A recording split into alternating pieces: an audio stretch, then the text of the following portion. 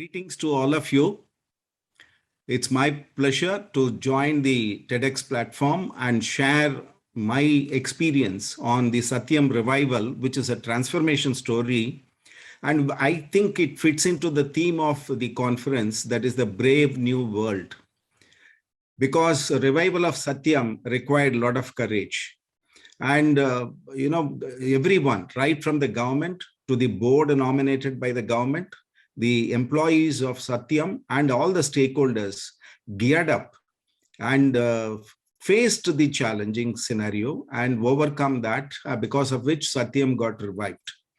So let me share the thought process around this theme.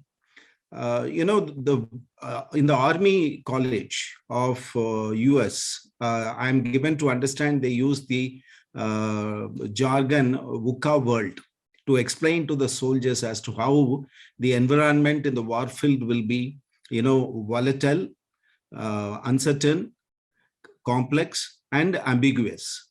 So that is how they describe it as a VUCA world. But you will agree with me that in the current scenario, because of the pandemic situation, the world has turned out to be a VUCA world even for the civilians. And thanks to the pandemic situation, the physical world has literally moved to a virtual world in transacting, executing things. And not only that, it has accelerated the digital era in the banking and financial sector as well. So keeping this in the backdrop, in the financial corporate world, India was not known till Satyam episode for facing or encountering a huge corporate fraud. It was in 2009 that fraud occurred in Satyam. Frauds are of different kinds. There could be financial statement related fraud, there could be vendor fraud, there could be customer related fraud. Many kinds of frauds are there. But the financial statement related frauds have become of late very common, both in the Western world as well as in the emerging economies. And what are the factors that contribute for this kind of frauds? There can be many factors again, but the predominant one is the greed. Greed in human mind, wants to make money or lead to prosperity even by hook or crook, compromising on ethical values. And that is, and again, the kind of, failures on auditing or even the incentives that are given and the aggressive investment banking analysis, valuation, many things can lead to the fraud. But greed is the underlying phenomena. And the cases of financial statement related frauds, if you look at in the Western world, it started with Enron, then it moved on to Xerox, and many other frauds. Madoff occurred just 6 months ahead of Satyam in India. But in India, Satyam was the first of its kind. Financial statements, manipulation related fraud. And in Satyam case, if you look at the basic facts of the case, it originated in the year 1980. I mean, the company got incorporated in the early 80s.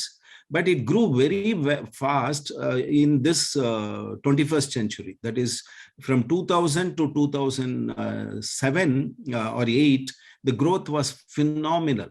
It grew to the level of $2 billion top line, 53,000 employees, 66 country operations, and among its customers, 600 plus global customers, 185 were Fortune 500 companies. So that kind of a profile. Nobody expected the kind of fraud that would originate in such a renowned, internationally acclaimed technology service sector company. But unfortunately, it did happen because on 7th of January 2009, Ramalinga Raju, who is the promoter of Satyam, made a confessional statement. And he did confess that I was fudging the accounts. I was manipulating the accounts. What was the kind of contents of the confession? The confession revealed that bills were inflated. The revenue got inflated by accounting for fictitious turnover. And because of that, even the bank balance was fictitious. You may recall in the global financial crisis in the year 2007, 8, around that time, even US, many companies collapsed. The banking sector collapsed because the banks at one point of time started lending to customers, many of them who did not repay. See, many of them had their own principle not to pay interest, and in their own interest, they did not repay the principal also. And post global financial crisis, many companies started staring at their balance sheet. In a balance sheet, on the right hand side, you have assets. On the left hand side, you have capital, reserves, and liabilities. And many companies' balance sheets post global financial crisis, when they analyzed, they found on the right hand side, nothing was left. And on the left hand side, nothing was right. When we entered, Satyam Computers for revival, nominated by the government, Satyam's balance sheet also was a matter of suspect. We did not know what was right and what was wrong.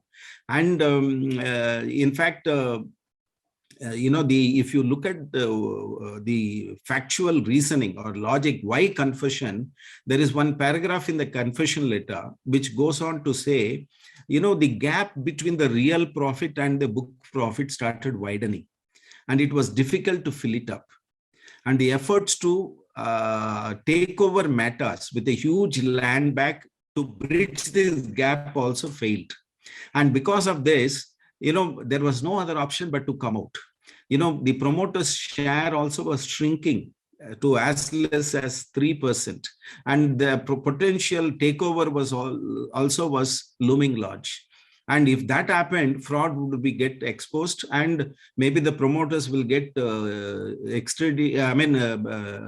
taken to US for interrogation, because Satyam was listed in US Stock Exchange, New York Stock Exchange, and the whole assets could be confiscated. So to prevent that, the confession was made, and voluntarily. And that is why the confession letter has a sentence which says, it was like riding a tiger, not knowing how to get off without being eaten. And so that is the peculiar circumstances under which this confession was made. And it is a peculiar case because generally investigation leads to confession. But Satyam is something unique. Confession led to investigation. And the consequences of confession was such that all the stakeholders, be it customers, employees, bankers, government, all got affected. Because, for example, employees, they were not sure whether the jobs will continue. They were not sure whether the salaries will be paid on time in the months to follow. And they were not sure. In fact, the finance guys who were viewed by investigating agencies as part of the fraud, many of them faced misery on their family front, personal front. So amidst all these challenges, customers were worried about continuity, confidentiality of the projects, and whether to pay the dues or not, because they had to migrate to another service provider. This will go down in the drain. Government was worried about the brand image of India. We were inviting investors from across the globe to invest in India. And if this is allowed to deteriorate or erode the values of the stakes of the foreign investors, then the foreign investments would not come in. So the image of India would take a beating. So from that angle, they had to think of a solution. So government had three options: either to allow the market forces to decide the destiny of Satyam, alternatively, infuse funds and revive Satyam using taxpayers' money. But both these options were not considered favorably. The third option was to think out of the box. And that is where, the brave new world emerged. Thinking out of the box means dissolving the existing board, inviting 6 individuals from different walks of life, accomplished persons, and ask them to form the new board and revive the operations of the company and restore it back to track so that it can be taken over by a sound a sound corporate company. So it was a public-private partnership model. Government lent the legal support and moral support, and the 6 individuals gave their time and effort, and without using any taxpayers' money, without taking 1 rupee financial support from the government, we managed to turn around the company. How we did it is what I'm going to explain in the next few minutes. After we entered, we prioritized the plan of action. As a finance professional, I found that the most important requisite at that point of time was money, because Satyam wage bill, that is the salary bill on a monthly basis, was running to 500 crores, 100 billion US dollars that time. So therefore, 100 million US dollars. So that was essential. So we arranged kind of a stopgap loan arrangement with the two banks. And next priority was customers. Customers should be serviced and taken care. Otherwise, they may terminate the contracts and migrate. Once the customers terminate the contracts, there was nothing to be revived. And so therefore, we had to step up those measures. And employees, many of the employees wanted to resign and go, in which case the execution would have suffered. So it was a vicious cycle that was emerging. But to prevent the damage, we had to take immediate steps with the plan of action. We appointed management consultants, legal advisors, internal audit, external audit teams, forensic audit teams, all those things. But how to revive the business operations was the topmost priority. Immediately, we did the SWOT analysis and we listed out what are the strengths, what are the weaknesses, what are the opportunities, what are the threats. We used the strengths. We bypassed the weaknesses or suppressed them so that they don't come in our way. We exploited the opportunities and we ensured that the threats did not damage us or affect us. So this is the strategy we did. But when the board could meet frequently, we needed one of the board member to be there 24/7 to ensure that the strategy we devised in the board meetings got implemented. So I offered to be that 24/7 person because I served as president of the Institute of Chartered Accountants of India just prior to that. And therefore, I devoted 2 years in Delhi as vice president and president in serving the profession, leaving my profession and family. So having spent 2 years, it was not difficult to spend for Satyam few months. And therefore, I camped in Hyderabad and worked for Satyam 24/7. And literally, there was no owner in control of the company for almost 100 days. I was doing everything which Ramalinga Raju would have done except the fraud. So that is how the strategy, was done. And the modus operandi was we were meeting on a weekly basis and executing and monitoring things. We were in constant touch with the customers. We assured them absolute, continuity, sustainability of the operations, execution of projects. And we said, even if they wanted to migrate, they have to simply inform us, and then we will facilitate the smooth migration and even rebadging our workers on their payroll. So all this transparent approach appealed to the customers also, and therefore they were prepared to wait and watch whether the turnaround could happen or not.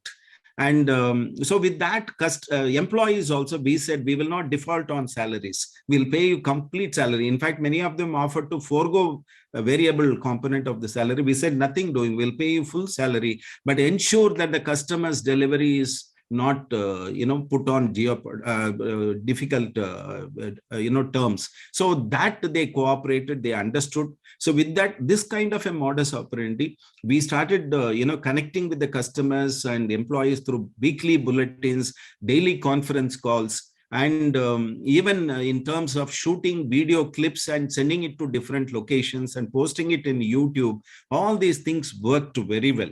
So there was a critical decision we had to take, whether to continue as it is for longer duration or identify a strategic investor as and where is condition. So we decided it is better to find an investor. So we kick-started the strategic investor identification process, and the selection process, which started on 9th of March, culminated on 13th of April.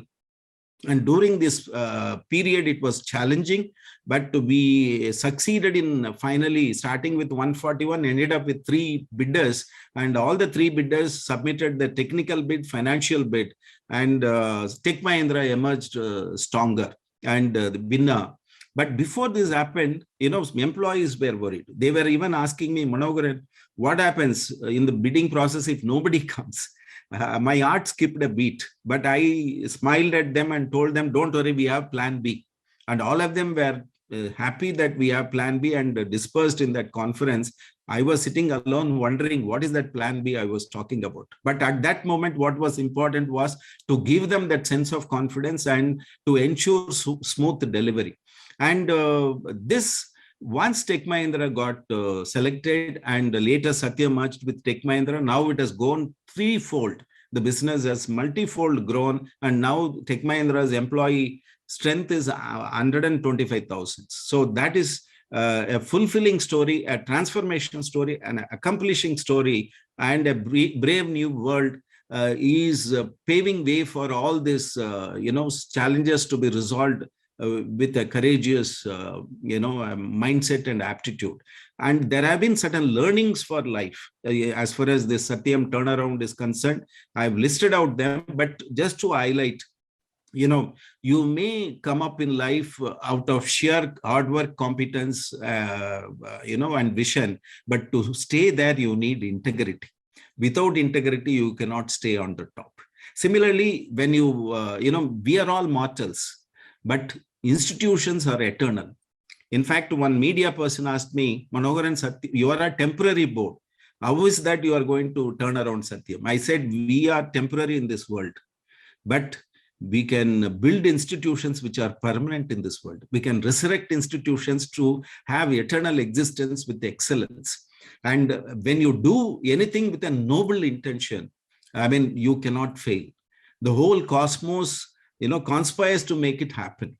And that is how it happened. And when you do, in Bhagavad Gita, Lord Arjuna told, Arjuna was told by Krishna, Lord Krishna, do your duty unmindful of the consequences. And we did our duty. I think the best of the result happened. And Satyam is a transformational story. So, and, without expecting any reward, we worked pro bono. But government was kind enough to honor me with the Padma Shri award, which also proves that if you do your duty without any expectations, whatever recognition is due to you comes to you. So with these concluding observations, I wish this TEDx event all success, and may all the young minds gear up for this VUCA world. VUCA is, I will translate it like this. It is not volatility, it is virtuousness. It is not uncertainty, it is understanding. It is not complexity, it is compassion. It is not ambiguity, but it is adaptability. If you have this, I think the whole world awaits your arrival and you can scale greater heights. Thank you very much for the opportunity. All the very best.